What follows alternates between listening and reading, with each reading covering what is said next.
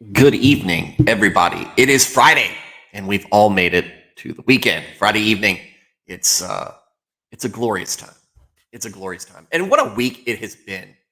What a week it's been. A lot of growth, a lot of blessings, and some people in the chat, which is really good. I just want to say, and a lot of y'all aren't here yet, but just want to say that I'm very happy that some of y'all found this channel, that it was given some attention, and y'all found some place that y'all will tune into, uh, either live or on catch up, and being part of the chat and being part of this community that I'm slowly but surely trying to build, um, and and coordinate with other people like-minded who will come on here and entertain you as well. So, ah, and some cleanup work. So some of you guys have commented and said that the notifications aren't working. I'm going to try to address that by doing less lazy, more diligent work, previewing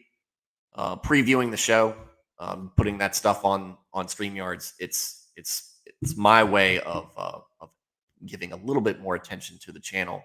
That now that the people are interested in catching it live and expressing a desire for that. So I'll get better about that. That'll be a goal for mine starting next week. Now, just some cleanup on that too. So Monday nights are softball nights for me, unless the weather changes. If it rains out, I do stream because I'll probably be making up that game on Tuesday. But generally, during the spring and summer times, I'm playing church softball. It is a great time for me to spend with my brothers at church, and we have a blast. So I do not give that up. Plus, I'm the coach. I'm the one who organizes it. And look, if you've ever played church softball at a small church, it can be taxing trying to get enough people to show up to field a team, because we've all got something going on. We're all adults at this point. It's not like we need to get permission from our parents. We've got jobs. We've got other obligations. We've got kids stuff. A lot of that goes on, but it's an awesome thing to do, and I'm glad I did it, because I haven't played. I was invited to play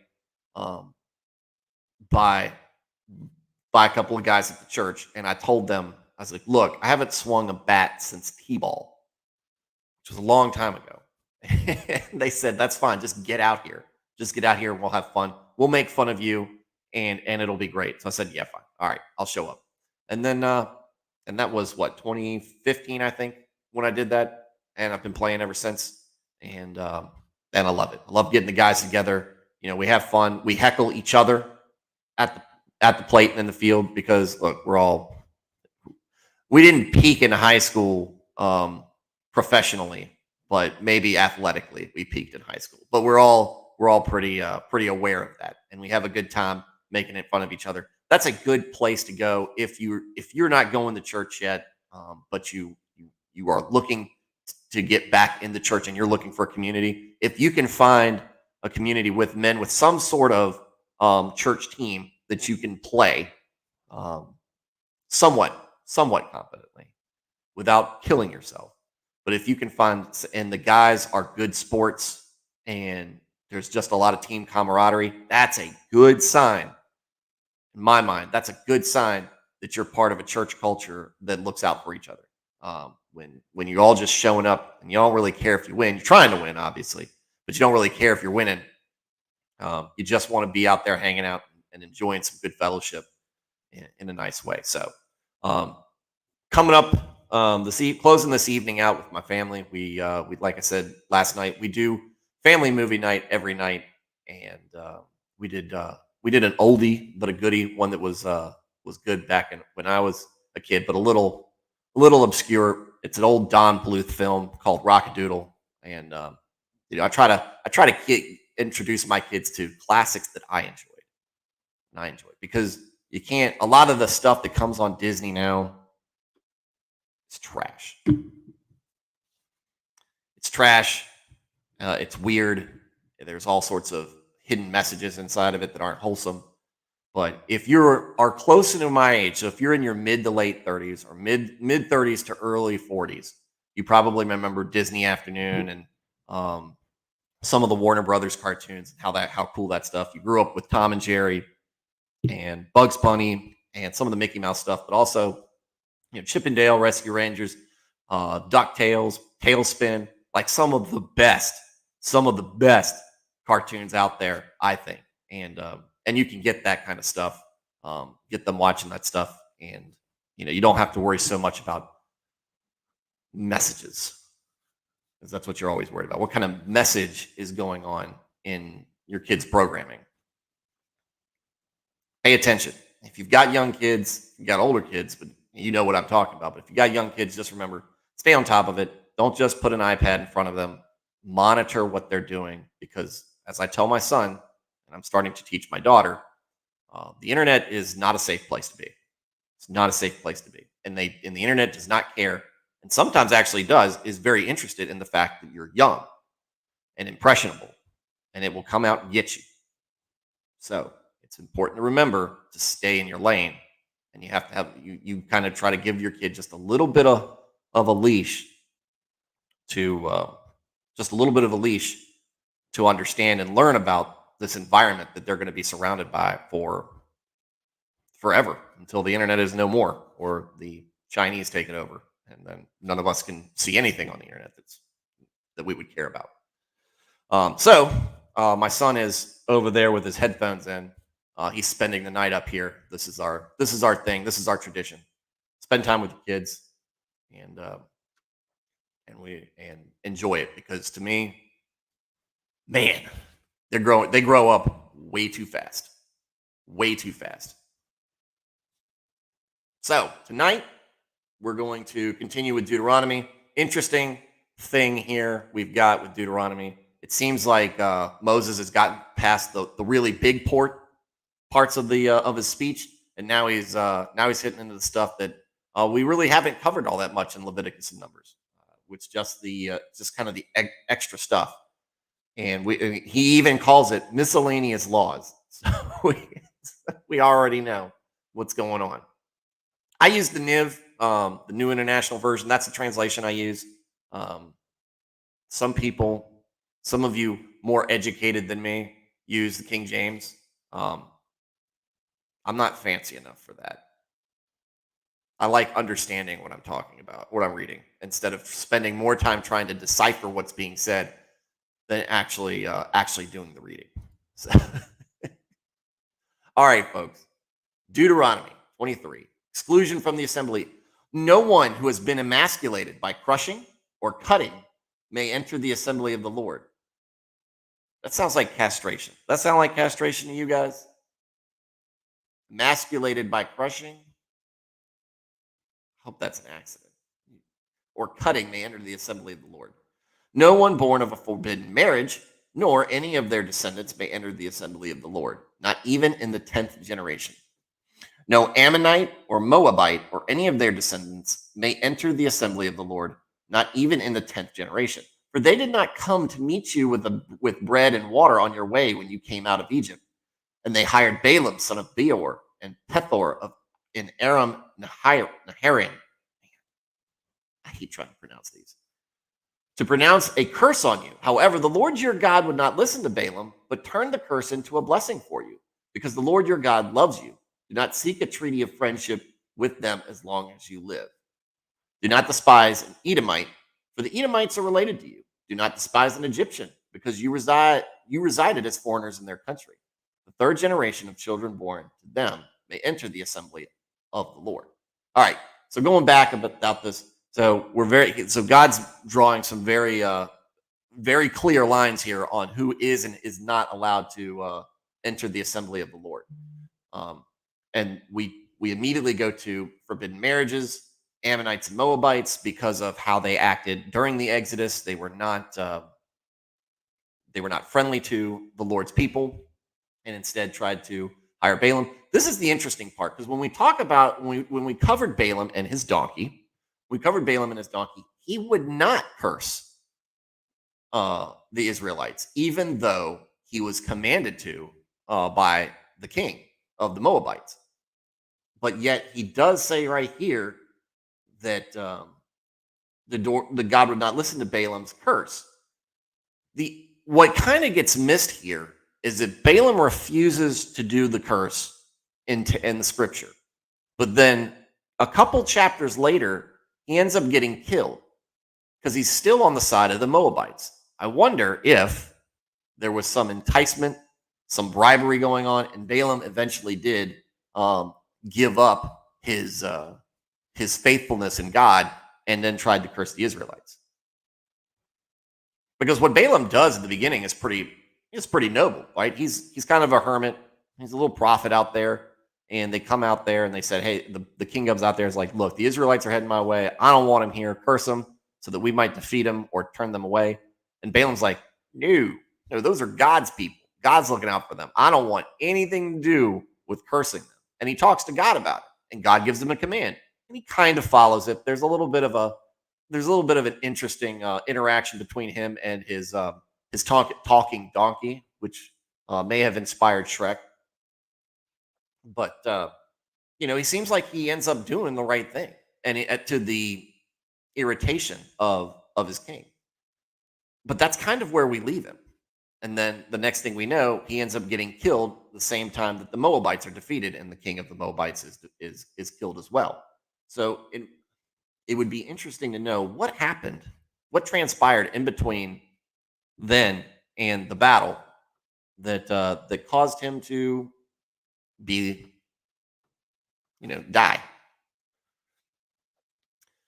But he does talk. But God does say that the Edomites are not to be hated.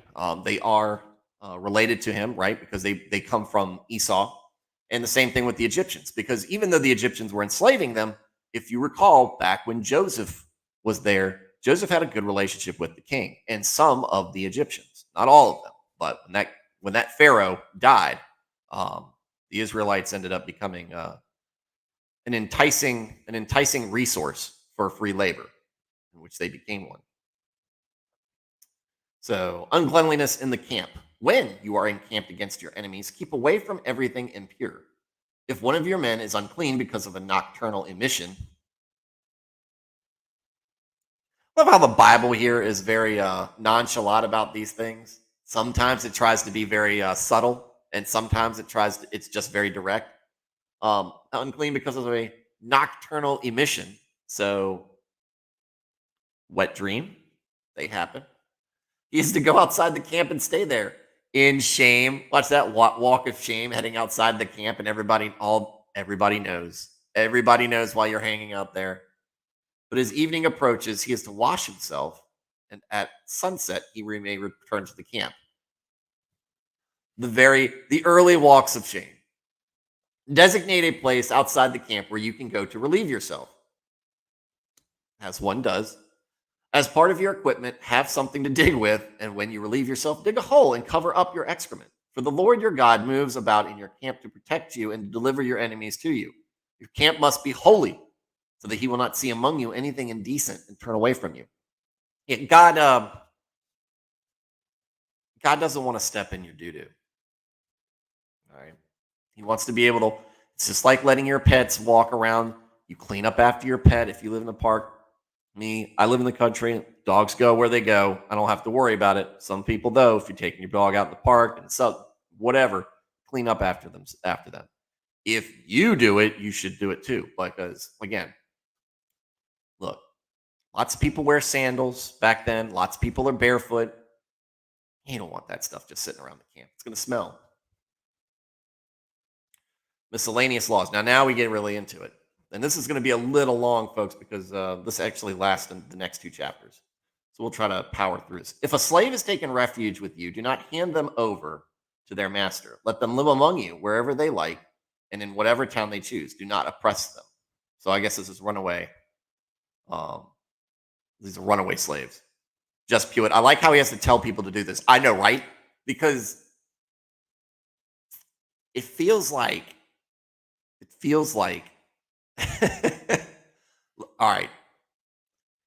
I don't know how many of you guys are mechanics. Maybe shade tree mechanics. If you go to the auto store and you buy a fan belt for your car, it will tell you to make sure that the engine is not running before you replace the radiator belt. We still do that to this day. Look, stupidity has been around since the beginning of time. The first stupid act. Oh, we have one rule here in Eden: don't eat the fruit. Don't eat the fruit. And what does Eve do? Let me eat this fruit because the snake told me to eat it. The serpent told me to eat it. Okay. And then, hey, remember that one rule? I broke it. Will you do it as well? Adam's like, sure. Yeah. Stupidity right there. A wild weeb, small engine mechanic here. There you go. I was a UH-60 mechanic in the Army, and that included a little bit of everything on that airframe, including the engines. So it's I love my fellow mechanics and wrench turners. So yeah, but don't just leave your droppings everywhere, because people will do it. People will do it. Even if you tell them not to, people are going to do stupid things because you run into it all day. You come across something and you're like, who would do this? Well, now you can't use ignorance. It's one of the laws. And this is, I still stand to this. I've said it before. We think of the Bible as very dry and very legalistic. And this part that we're going through from Leviticus to these parts in Deuteronomy, it is a lot of laws. But if you put it in context on how big these books are, and you compare it to any other nation on the planet, these laws are minuscule, but they make sense. Maybe not the mixing the wool and the wool and linens. That part might not make sense, but for the most part, stuff like this, it makes sense. And you can't say, "Well, I didn't know." It's like, look, you don't have that many rules that you need to know. Just do it. Just you don't get to use ignorance as an excuse. No Israelite man or woman is to become a shrine prostitute. You must not bring the earnings of a female prostitute or of a male prostitute into the house of the Lord your God to pay any vow, because the Lord your God detests them both. Look, you can't have a traveling camp without whores, male or female. God doesn't like that, doesn't want to see it, and there's definitely stoning involved. So if you bring those wares, not going to be good for you. Do not charge a fellow Israelite interest, whether on money or food or anything else that may earn interest. You may charge a foreigner interest, but not a fellow Israelite, so that the Lord your God may bless you in everything you put your hand to in the land you are entering to possess. And some of that stuff occurs to this day. Some folks who abide by many of these old rules still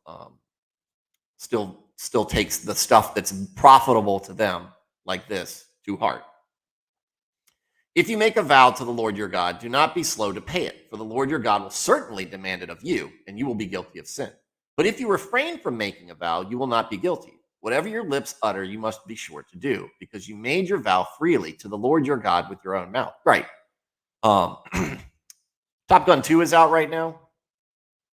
Top Gun 2 is out right now. So if you go harken back to the old, one of the great lines in the first Top Gun, your ego is writing checks your body can't cash.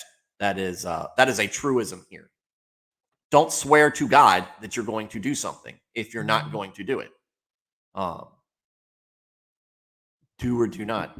There's only try, or there is no try. And makes sense. And then when you say you do it, don't go, well, I'll do it like next year. No, you just do it. Just do it because you said you are. MR. Actually, a lot of these lessons take root in modern legal systems. This is an early example of man coming to terms with a social courtesy, which is cool. Yes. Yeah. We always have to, we've been around these rules, and we are in a culture that was founded on many of these rules that take this into play. What we're seeing here is a society that does not or should not be engaging in human sacrifice, which seems to be everywhere else on the planet. So if you've got men killing their fellow man to appease the gods, you can imagine the amount of courtesy that they're showing each other on a daily basis. It's probably not all that great. It's probably only shown to people of means and not to everybody. Everybody is a citizen. Everybody is part of this tribe, of this culture, or I mean society that God's created. You're supposed to treat each other as such. And to a lesser extent, even foreigners who reside in your camp, even slaves. You're supposed to treat everyone with a modicum of dignity and respect. So clean up your poo, or at least bury it. If you enter your neighbor's vineyard, you may eat all the grapes you want, but do not put any in your basket. If you enter your neighbor's grain field, you may pick kernels with your hands, but you must not put a sickle to their standing grain. That's Southern hospitality, folks. Maybe this is where they got it from. But yeah, you walking through the through an orchard, through a straw, through walking if you're walking through the farm I grew up on, you got blackberry bushes. Um, pick some. Don't steal them. Don't take a bunch. Don't take a bunch. Just if you want to grab a few because you like a snack, yeah, by all means. Dresden, Flawed Man of God. Hi, came from Nick a couple of days ago. Yeah, that's where a lot of you folks are coming from. That was part of my plan. That was part of my plan. He's a buddy of mine, and he did me a favor. He did me a good solid by coming on here and giving me some exposure. Hope you like what you're seeing, and I hope you stick around. We do have some. I'm getting some new regulars. Mr. Just Pewitt. Those folks have been in this chat a little bit, and it's been much better than me just sitting here reading to myself. All right. If a man marries a woman who becomes displeasing to him because he finds something indecent about her, and he writes her a certificate of divorce, gives it to her, and sends her from his house, and if, after she leaves his house, she becomes the wife of another man, and her second husband dislikes her and writes her a certificate of divorce, gives it to her, and sends her from his house, or if he dies, then her first husband, who divorced her, is not allowed to marry her again after she has been defiled. That would be detestable in the eyes of the Lord. Do not bring a sin upon the land the Lord your God is giving you as an inheritance. Okay, so all right, look, you get married. She's I don't know, maybe she grinds her teeth at night, and you can't get any sleep, and you're cranky, and it's affecting your work. Boss is on your back, and she's nagging you about it. So you're like, screw it. Here's your certificate. Get out my house. Go. And somebody else was like, oh, I like her. They get married. He dies because he can't get any sleep because she's grinding her teeth, and he ends up falling asleep while he's putting landscaping in the wood chipper and falls in. You can't go back and marry her, though I don't know why you would want to. We men, from time to time, don't learn from our mistakes. So this is God saying, don't do it. Wild Weed, your grift was successful. MR, I'm really digging it. Yeah, I'm glad. I'm hoping you continue to do that more and more. Like I said, he'll be back on. I'm trying. I am not shy about reaching out to people on Twitter and another at venues to have them on here, and so you will see other folks, but a lot more Christian Mario coming on, and he is starting up his own channel. He has it, but he only has one video. But folks like him who are just real good guys to have a conversation with, and just good dudes, right? And women. If you go back, I think it was one of my first interviews I did was with a gal that I used to go to, that used to come to my church. She was in an accident as a teenager, a jet ski accident, and she's paralyzed from the waist-ish down. And she was talking about how her faith got her through that very trying time because she wasn't supposed to live. She was out of state with her friends. They were on a jet ski. The jet ski got run into by another jet ski. Killed the guy who was driving it. She ended up getting paralyzed, and her parents get a phone call basically saying, hey, there was an accident. Your kid's dying. Get down here as soon as possible, and maybe you'll be able to say goodbye. And she pulls through, makes it. She's an author now. She's written some books about being in a wheelchair and trying to find love, trying to find a husband. using her faith, getting her through tough times, and now she's married and she's an awesome person. So if you dig really far back, you might find that interview. But I bring people like that, I think, who are interesting on, and it's cool. All right. If a man has recently married, he must not be sent to war or have any other duty laid on him. For 1 year, he was to be free, to stay at home, and bring happiness to the wife he has married.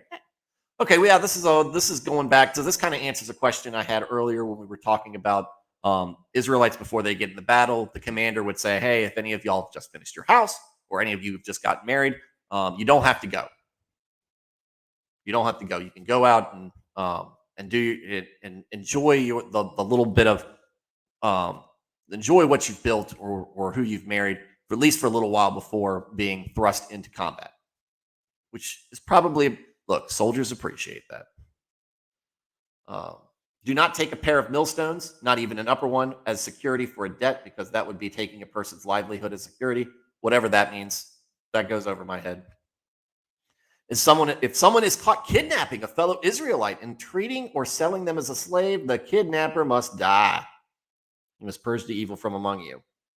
The basest of all of us is the Lord. You kidnapping, trying to enslave somebody, you're done. You get on the pole. You get put on the pole for the day. In cases of defiling skin diseases, be very careful to do exactly as the Levitical priests instruct you. You must follow carefully what I commanded them. Remember what the Lord your God did to Miriam along the way after you came out of Egypt. This is important, and this harkens back to what MR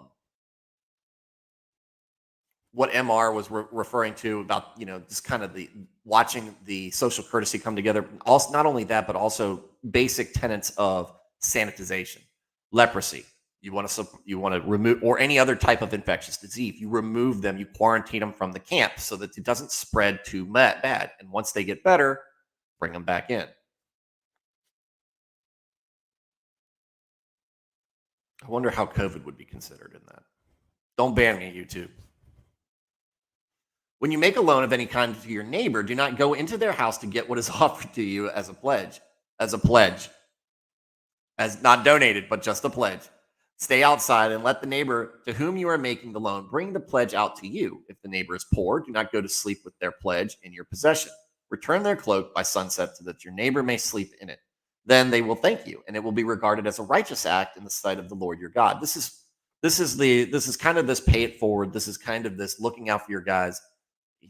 Loaning them something with giving them the expectation that they repay, but not hounding them to the point where they are destitute because they can't. They're just trying so hard to pay it back. It's not what we want. It's not what we're trying to do as a society. We're all trying to make it. We're all trying to work together to follow God. And remember, this is a culture that's supposed to be based on and surrounded by God and his laws, and just this promised land is supposed to be a paradise. So you're supposed to treat it like a paradise. You're supposed to treat people around you like paradise. I imagine, it's my imagination, that this is him trying to give us an idea of what he has planned for us after our lives are done here.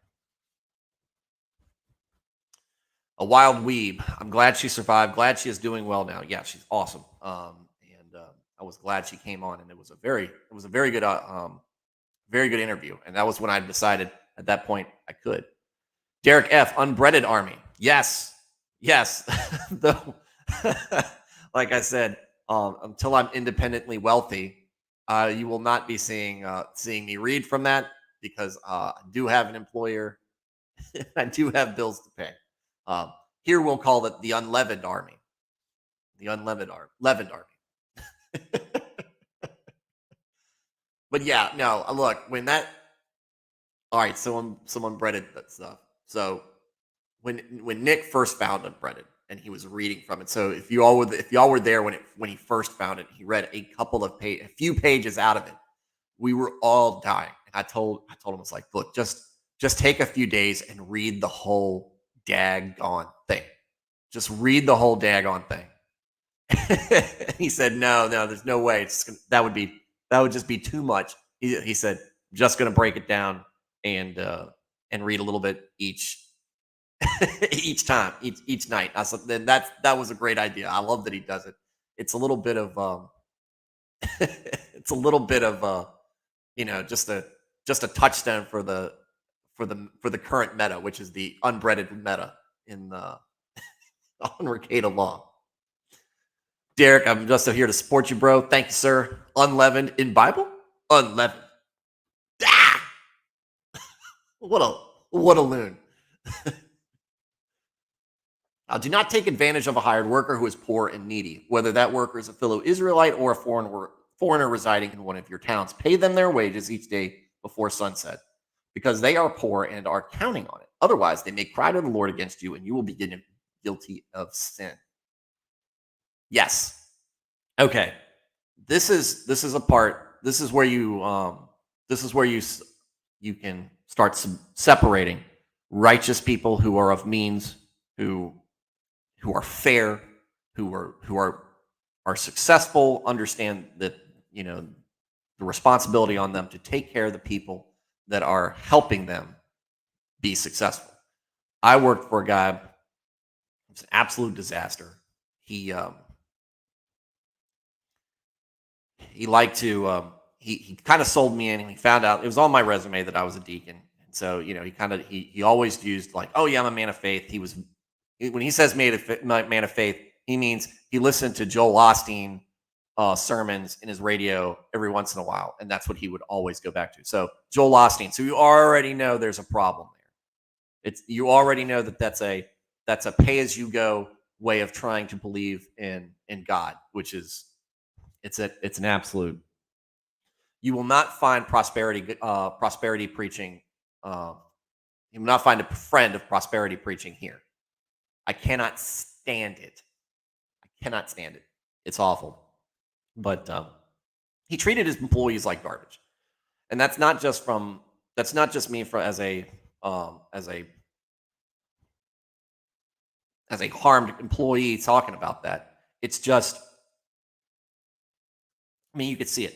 Nobody was happy to work there. Everybody was kind of, very unhappy, and they were all scared of him. I commuted there from out of town, but he ran this business mostly with people who lived in the area, and they didn't have a lot of other places,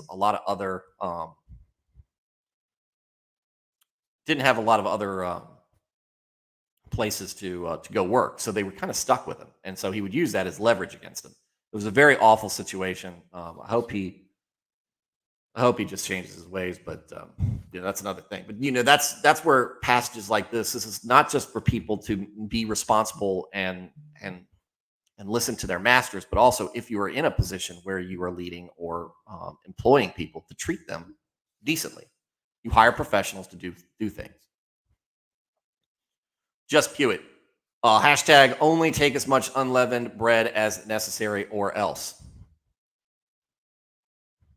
Nick Naylor. I knew I hated weekly pay hated bi-weekly pay for a reason. I like it better on a bi-monthly. That's been my favorite. I've done it there. I've done it weekly, and I've done it bi-weekly. I like knowing exactly which day I'm getting paid. MR, just a few modern things that hold the values espoused here. The U.S. draft prioritization of single men, the 13th Amendment, probably took us too long for that one. Yeah, and a very costly war for that. And also at the expense of the 10th Amendment. 13th came at the expense of the 10th, which was awful, if you ask me. And just view it. Super chat to hear the next verse. Sorry, if I'm taking too long doing this. But super chats, I guess, once I hit 1,000 and I get monetized, I don't know. When it happens, it happens. But hey, I know a lot of you guys are subscribed. Share this stuff with anybody you think might be interested. That would be great. 10th is underrated. Yeah, 10th is underrated because 10th has been completely dismissed as a result of the Civil War. Parents are not to be put to death for their children, nor children put to death for their parents. Each will die for their own sin. Something that was Again, culturally accepted and practiced throughout other cultures at the time. Do not deprive the foreigner or the fatherless of justice, or take the cloak of the widow as a pledge. Remember that you were slaves in Egypt, and the Lord your God redeemed you from there. That is why I command you to do this. All right, don't step on the downtrodden. Help lift them up, because remember, you guys were slaves. I brought you out. You didn't bring yourselves out. You literally didn't. You didn't. All I made y'all do is have a feast and smear blood on a doorway, and I did everything else. I've done everything else. All you had to do was walk through the Red Sea. I parted the waters, right? So he goes, you don't get to take credit for that. I can take credit for that. I'm God. I made it all happen. When you are harvesting in your field and you overlook a sheaf, do not go back to get it. Leave it for the foreigner, the fatherless, and the widow, so that the Lord your God may bless you in all the work of your hands. When you beat the olives from your trees, do not go over the branches a second time. Leave what remains for the foreigner, the fatherless, and the widow. When you harvest the grapes in your vineyard, do not go over the vines again. Leave what remains for the foreigner, the fatherless, and the widow. Remember that you were slaves in Egypt. That is why I commanded you to do this. That's good community things. Like I said, grew up on a small farm. We did farming mostly for our own produce and for friends and family. And but we did live next door to people who were commercial farmers. And one of the things, older folks, and oftentimes for the rest of the residents on the dirt road, they would leave on the side of the fields. Same thing we would do. Some corn, some watermelons. So when you drive into your house, you just get out, pick it up, put it in the car, and go back. It's just part of the community. Leave stuff for other people, and then in these cases, if you've got people who are destitute, they've got something to eat. You don't need it. You don't need it. We're looking out for each other. All right, last chapter. 25. When people have a dispute, they are to take it to court, and the judges will decide the case, acquitting the innocent and condemning the guilty. If the guilty person deserves to be beaten, the judge shall make them lie down and have them flogged in his presence with the number of lashes the crime deserves. But the judge must not impose more than 40 lashes. If the guilty party is flogged more than that, your fellow Israelite will be degraded in your eyes. How many lashes did Amber Heard earn? Defaming. Or just putting us through that testimony. It's in the 10 Commandments. Do not bear false witness. Do not bear false witness. MR. So New Jersey boy here. Do commercial farms behave like a large factory? Like, how many people work there? So I think that depends on what type of commercial farm. So, county I live in, it's a farming. It used to be more than it is now. Now it's mostly suburbs of Richmond, but there are still pockets in it that are largely farmed. One of the guys who goes, a good friend of mine, his dad, both of them go to my church. One's my friend's a fellow deacon. His dad farms the field that's literally 25 yards off my driveway. For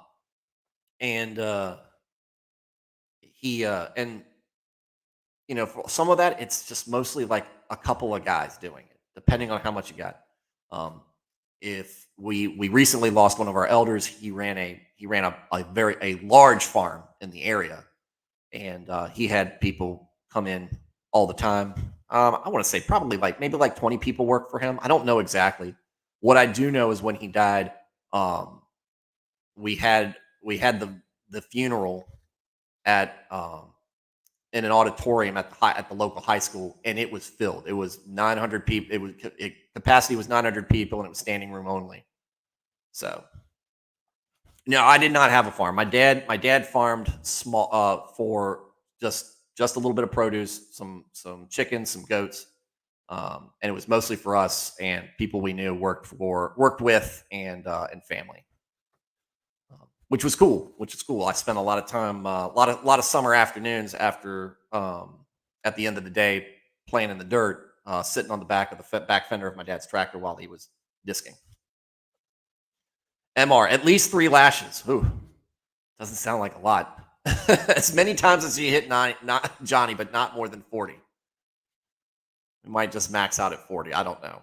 Dresden. Ma, we very breaded. You had a farm. Just Pewitt. She should have to scrub floors and toilets at men's domestic abuse rehab. Dresden. That's still cool though. MR, sorry for your loss. Very foreign concept to me, but very interesting. I'm probably moving out of here within a year, so I appreciate the training. It is if it was something my son was interested in to get into, I would be very upfront with him. I would point him in the direction of people who farm for a living and probably have him intern with them. But I think that might be kind of one of the next professions that starts to hurt our economy. Right now, we feel it with mechanics are hard to come by. Drivers, CDL drivers, very hard to come by. In my line of work, we deal a lot with commercial drivers, and we're always looking for drivers. It's just, there's no mistaking that it's hard. And again, mechanics right there with them. A lot of people don't realize the mechanic shortage, especially diesel mechanics. But a lot of blue collar jobs. We talk about electricians, plumbers, HVAC guys, things that you don't really need a college degree and all that college debt to go out and do. In fact, it's better if you get started in your mid-teens apprenticing so that you're making good money by the time you're in your late 20s. Farming hasn't gotten a lot of attention, but a lot of farms are dying. The old farmer dies, and his kids have gone off and done other things, and it's a lot of land. And if the land especially is in a location that is highly sought after, like in the county I live in, dude, they're being offered millions of dollars for this land, and it's hard to say no to a degree. But again, so now we're giving up that farmland, and we're not replacing the farmer. I think agriculture is going to be big. I think that's going to be the next big thing. My personal thing, I don't know if that's what you were driving at, that you might be interested in going into farming, but just getting out of the city or suburbs. Look, and maybe Eric will talk to you about it some more. He moved out of the city. We said he was moving. He's moving out. He moved out to the sticks, and he is already in love with Eric Rollins, who I'm talking about. But he is already very happy with the peace and quiet that you get out there. And people are just I think are just naturally friendlier out in the country. Maybe it's because we've got more space. We're able to kind of draw in when we need to, and that there's just more. It's easier. You've got more bandwidth to be a community than being forced around lots of people all the time. I get claustrophobic when I'm in the city. When I remember being in New York City and coming out on the from the train station. I think, what is it, Grand Central Station there? And I come out of there and I have to look up straight up to see the sky. Whew. Buddy of mine is a master plumber making $150K, and I'm $160K in debt from law school. So you're definitely right about that. Just getting out of the craziness. Trades are great. By the way, my actual name is Matthew. Well, Matthew, yeah, I got a good friend of mine. I've actually got to talk to him tomorrow. He's a master electrician, and he is right there. He is right there with them on that, and he is making a good life for himself and his family. So we do have lawyers out here too, so there is a need. Do not muzzle an ox while it is treading out in the grain. We use tractors, so I don't know what the part is that's referring to. If brothers are living together and one of them dies without a son, his widow must not marry outside the family. Her husband's brother shall take her and marry her and fulfill the duty of a brother-in-law to her. The first son she bears shall carry on the name of the dead brother, so that his name will not be blotted out from Israel. Okay, it's a little uncomfortable for us, especially you talk to your wife and be like, hey, if I die, you got to marry my brother. But I think that's a more cultural thing. But you see the text behind that. He's doing that to take care of the widow, because widows don't have a lot going for them. Women aren't in trades; they aren't making money. So the brother takes over, and if they have a kid, they honor it by giving him, the dead brother, his name. So that's family honor right there that we're getting into. However, if a man does not want to marry his brother's wife, she shall go to the elders at the town gate and say, my husband's brother refuses to carry on his brother's name in Israel. He will not fulfill the duty of a brother-in-law to me. Then the elders of his town shall summon him and talk to him. If he persists in saying, I do not want to marry her, his brother's widow shall go up to him in the presence of the elders, take off one of his sandals, spit in his face, and say, this is what is done to the man who will not build up his brother's family line. That man's line shall be known in Israel as the family of the unsandaled. A bit of unbreadedness there. So, if you've got a brother and you live in Israel, if you're an Israelite and you've got a brother, do him the favor of marrying a nice lady so that when you die, somebody he's not getting attached to, it's not great. If two men are fighting and the wife of one of them comes to rescue her husband from his assailant, and she reaches out and seizes him by his private parts, you shall cut her hand, show her no pity. Amen. Don't do that, ladies. Don't do that. Look, the reason these rules are in here, I guarantee you, is because somebody's done it before. Two men are fighting, wife comes out. Look, you got to let those guys. You got to let guys fight it out, right? You got to let them fight it out. You don't run in there. You don't grab the dude's balls and crush them. We talked about that earlier tonight, the crushing. No, if you do that, you lose your hand, and that might make your husband a little unhappy too, because that means you only got one hand for other things like the laundry. Do not have two different weights in your bag, one heavy, one light. Do not have two differing measures in your house, one large, one small. You must have accurate and honest weights and measures so that you may live long in the land the Lord your God is giving you. For the Lord your God detests anyone who does these things, anyone who deals dishonestly. Basically, if you've got scales and weights of measure for doing commercial trading, and you're basically defrauding your customers. Dresden, I am 20. Do you think my generation, Gen Z, can try to rebuild the West, or do you think the knowledge is lost? All right. So if you came on here and you saw Christian Mario, I think is 23. He says that, and we had an interview a couple of weeks ago. It was just me and him one-on-one. And one of the things I asked him was about that, your generation. And he said that what he sees, and maybe you've seen this as well, is that the Generation Z is going one of two ways. Most of Generation Z is going super woke. At least that's what we think. That's the impression. But the other side of Generation Z is going super traditional, back to tradition, like going back to Christianity, going back to Roman Catholics, traditional Latin Mass types, traditional families, traditional family values. A lot of folks getting into homeschooling, getting into all these other things. Boom. Right there.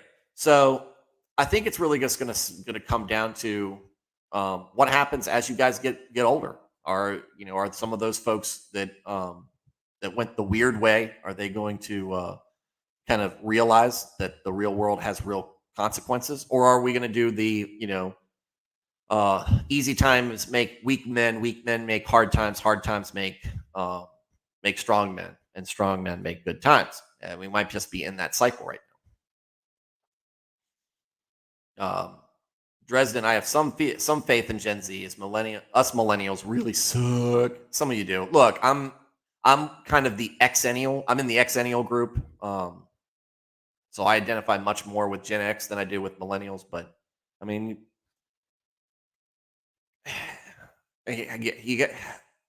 we created an environment was created for millennials that kind of helped contribute to the problem with a lot of their attitudes. A wild weed. I interpreted 13 as don't have different weights for dealing with other people, such as being biased in dealings with one part while scorning the other for whatever factor. Yeah, that's true too. And they got a lot of. I have to weight this a little bit as well. No pun intended. With the fact that a lot of ancient Hebrew is metaphorical. So you can take this stuff literally, but it also has meanings behind that. Not just defrauding your neighbor literally, but also in other practices like what you're talking about. Don't be good good with one party because you favor them, like you say, and then because you don't like another person, you treat them unfairly. Just be good people. I mean, that's what it is. A lot of this is just follow these rules and just be decent to your fellow men. Remember what the Amalekites did to you along the way when you came out of Egypt. When you were weary and worn out, they met you on your journey and attacked all who were lagging behind. They had no fear of God. When the Lord your God gives you rest from all the enemies around you in the land he is giving you to possess as an inheritance, you shall blot out the name of Amalek from under heaven. Do not forget. Do not forget. Do not forget. They're going to forget. It's like that thing you see on with the Instagram videos or whatever. They're going to know. He's going to know. God's going to know. We'll find that out later. Spoiler alert for those of you who aren't familiar. The Israelites do nothing. It is a consistent cycle of screwing up and making amends for screwing up and getting a little bit better and then screwing up again. Yeah. MR, people knock this passage a lot. It's a great lesson. Don't scam people. Oh, no. This is, I get it. Leviticus, these are very dry books of the Bible. These are some of the hardest to get through. I'm glad you guys are sticking with me through this. But what are they? They're the foundations of a successful society. Like you said, you take this to more than just the immediate literal level of this is what this rule says. But how does this also apply in other ways? It works on multiple levels. Be good to your fellow man. Derek, nope. Screw the environment I was raised in. I can take responsibility for my own decision, my own actions. I am a millennial. There you go. Yeah. And people, whether they like it or not, they can't help but respect that. They can't help but respect that. They might be envious of you. They might feel contempt for you because of that, because they're jealous because they can't do the same thing you do, or that you might find success in that. But look, at the end of the day, you've got to answer to God, and you've got to be able to sleep at night. Be the person you can be content with. Have grace on yourself, because you know you're not going to be perfect along the way. So have grace on yourself and determination to do better. But follow that path that behind Christ to help you out.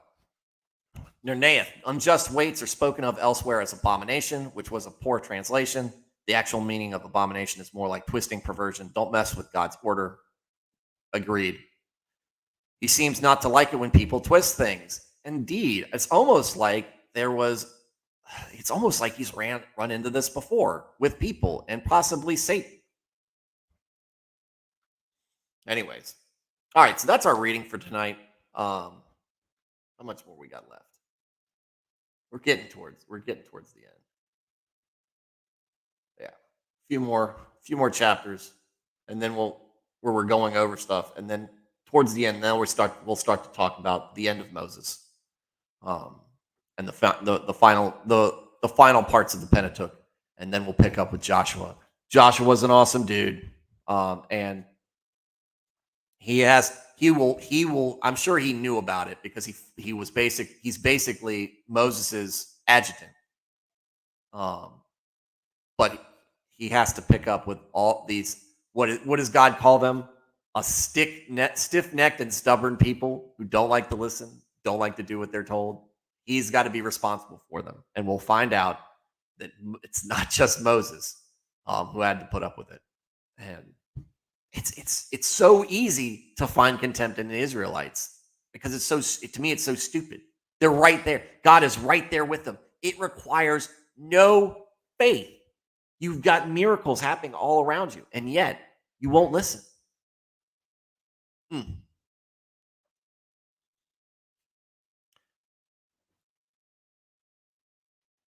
End of Moses is when he is pushing up roses, I suppose.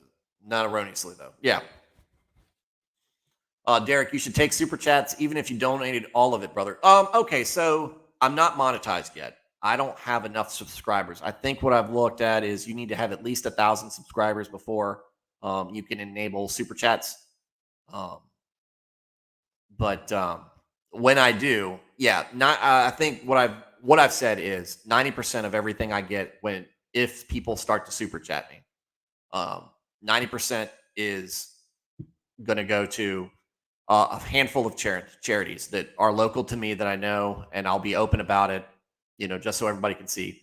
But there's a mission. There's a couple of missions that we do, and there's a friend of mine. He does a outreach for homeless people, which is a big problem in Richmond. But he does a very good job trying to get people housed and um, working on their own, because it's a lot of homelessness. If you've ever researched it, it's a lot of mental illness. It's a lot of people who have made a lot of mistakes, and those things compound upon each other. And they just need that mission point where you go out there and try to build them up and get them back to where they're self-sufficient. So that's called a Moment of Hope outreach. That's a place. Psalm 83 is an African mission. That was one of the ones I was talking about.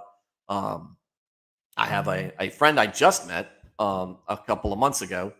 I don't know if he's going. He was a very long embedded missionary in Ukraine. He got out when the Civil War started. In fact, he got out like hours before they shut the border. Um, but he had started a family and raised a family. They're all Ukrainians. They all came out. They don't know.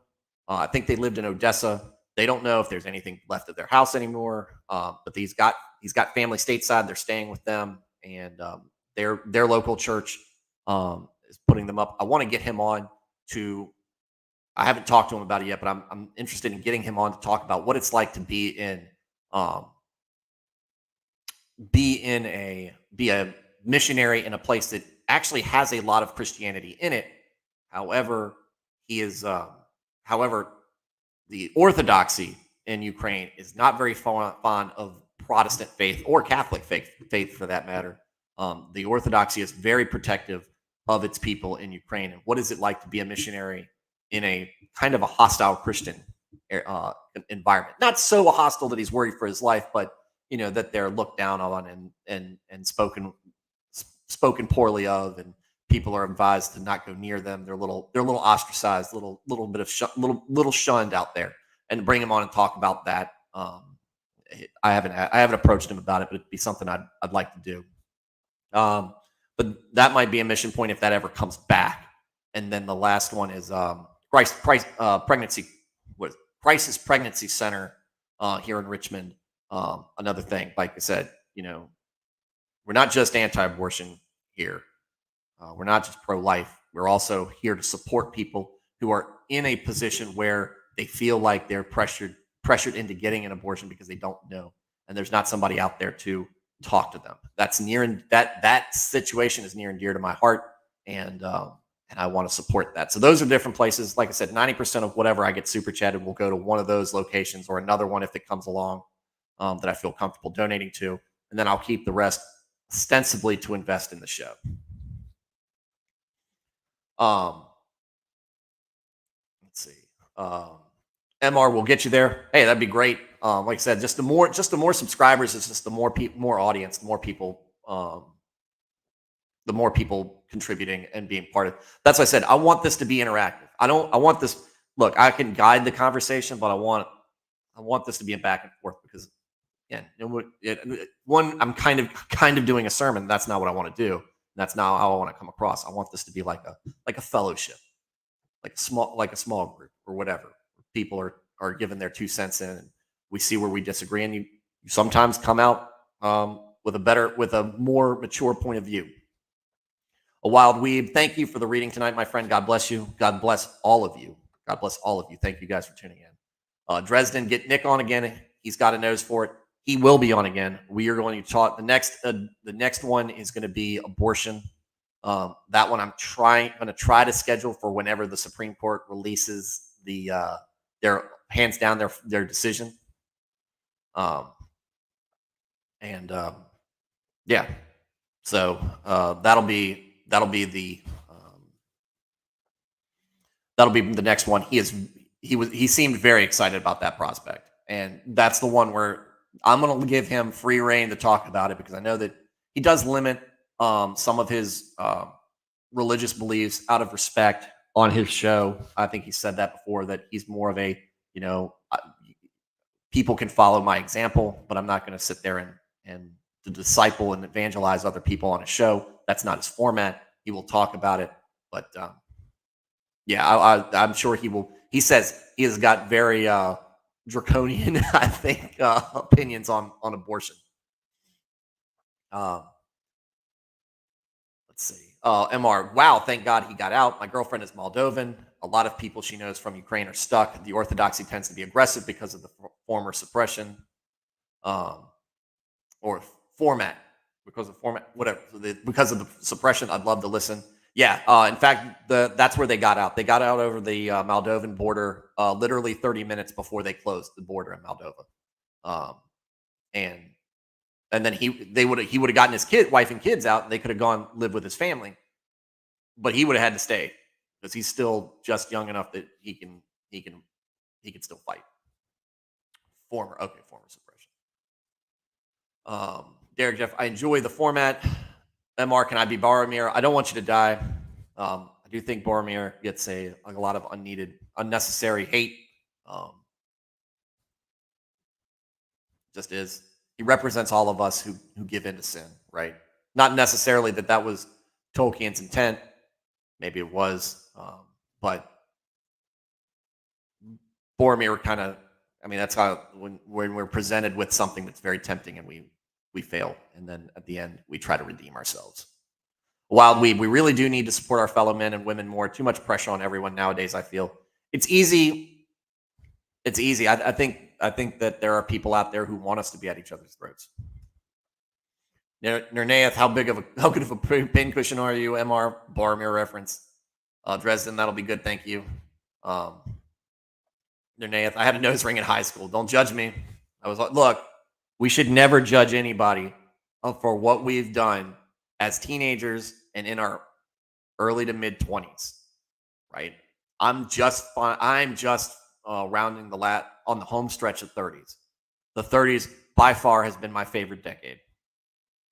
My favorite decade, and people take you seriously. You're feeling real confidence, not just feigned confidence that you feel in your 20s, and then life backhands you and tells you that you don't know anything. But you feel real confidence. You're starting to really find yourself in the world, and that's really when I started my family. My son was born when I was 30 years old. So to me, the 30s has been by far my best decade. My 20s, back end of my 20s was better. I had I got married, and so my wife was keeping me straight, so it made things better. But my early 20s, it was I spent over a year overseas, and then I was obnoxious and a butthead then. I was butthead before that, and I was butthead a little bit afterwards. So, Nernaeth wrote a paper on Boromir. You have to read how others thought and reacted to him to get the full measure of the man. I mean, look, if you read the Annals of the Kings, I mean, Boromir was, or I think it was the Annals of the King. Boromir was a man of honor, right? But he was very dedicated to his kingdom and to man and to goodness and everything. But he's tempted. He's tempted, and he fails. He fails, but Isildur was a great man by all accounts, and he fell to that. Gandalf did not want that ring because he didn't want to be near it because he knew what it meant. Boromir just fell. It happens. Sometimes you don't make it, and it does. And I think that's how they reacted to his death. Like you said, how the others reacted to him, how they thought about him after his death. They spend like a chapter singing about him as they send him off over the waterfalls. That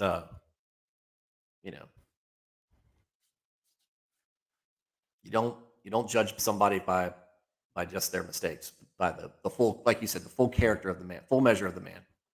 Dresden, God bless Joshua Graham, the burned man. MR, I will read it. Okay. All right. So that's going to wrap things up for the night. It's Friday night, guys. You guys enjoy your weekends. Be safe out there. Like I said, Monday's no show unless we rain out, and that's which case I'm going to be more fastidious about putting things out. Hopefully, we can start getting notifications, and people can start being aware of what's going on. In the meantime, like I said, stay safe, guys. Enjoy your weekend. God bless. Good night.